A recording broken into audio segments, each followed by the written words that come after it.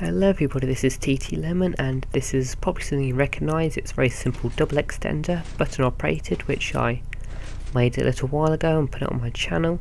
And using a very simple modification to this, you can turn it into a lever operated double extender, just like this.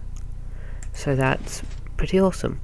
And the way this works is, if I just move this torch here, so it makes this side of the circuit redundant, which is what the button operated part did.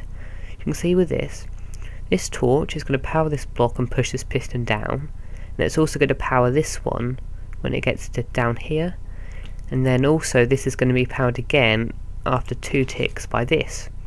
So what this means is you can get this effect. All we need to do is add in the last block retraction, and we can very easily do this using this little setup here.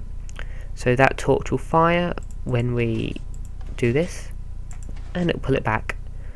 And as you will remember, when we do this, you can see it fires when we push the button on, but with the lever it doesn't actually make any difference, because as you can see it fires just now but it doesn't do anything, so that edge isn't really needed of the monostable. So flick lever again and there we go, it fires. So very simply we end up with a very small and versatile, because it has 2 different inputs, double extender. Now we can also make another modification to this by moving the position of this little bit here. So it may be a bit cumbersome if it sits long like this for you, but what you can do is just move this exact circuit around and place it here. So if my phone stops buzzing and I place my piston here and do that, and then we're going to place our blocks along underneath the redstone block like that, and then place a torch here. We can remove all this. As you can see, it's just the same thing on this side. We can fill in the floor, and when we activate the lever, it does that. This is actually still the same size, it's just wrapped around here, and this will probably be a lot more convenient for you. Just like that, and it will also still work with the button when it's this way. Just have this extra little circuit here, which makes it lever operated. So I'll do a little tutorial. I'm sure you probably could build it from what you're seeing here, but talking through it, if you're less good with redstone, it'll probably help you to understand it if I just talk you through it. So lever here, I'm going to have some quartz along here. Now we may be wondering, this one is when it's turning on, this torch isn't making this power first, it's doing the whole thing.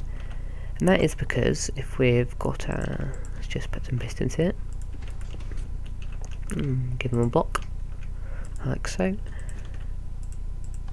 As you can see, they both power and depower at the same time, but when they're in this position, due to the way redstone works, this torch is going to power this block at the same time it powers itself. So technically both these are powered at the same time, but because this one is powered through the block on top of the torch, it will go down first, and that always happens when we're using a torch like this. So as you can see, it'll go straight down like that. And now if we add our extra repeater here like that, that's going to add a bit of delay, so these two don't pull back at the same time. This one takes a bit longer and thus pulls it back. Now you can see if I just remove that block, that one will actually power first, and that's how we have the block on the other side with the torch here, and it doesn't have a block on top, so it will power this piston, not the top piston. Of course we're going to place our repeater here, and now this is the button input which will go there, which you may or may not want. And then we're going to place our piston like this, and this creates a dual edge monostable circuit, and what that means is when we pull the lever down, this torch is going to pulse, and when we pull a lever up here, the torch is also going to pulse again. That's because while this redstone block is moving, this can depower, and as you see it moves, the redstone can turn off, which allows the torch to flick on. It does that very quickly on both edges. And that works really well with a button, because it'll make that little pulsar fire twice when we press the button. So as the button goes down, it's going to flick the block down like that, and on the way back it's going to flick this piston down, which doesn't really matter this way, but when I press it again, see, flicks and flicks on again and gets that piston. And that is a really helpful little circuit that you can use in your designs for all sorts of things, like adding in extra pulses and such. So, if you like this design, give the video a like. If you are new to my channel or you haven't done already, subscribe. And thank you for watching. This has been TT11.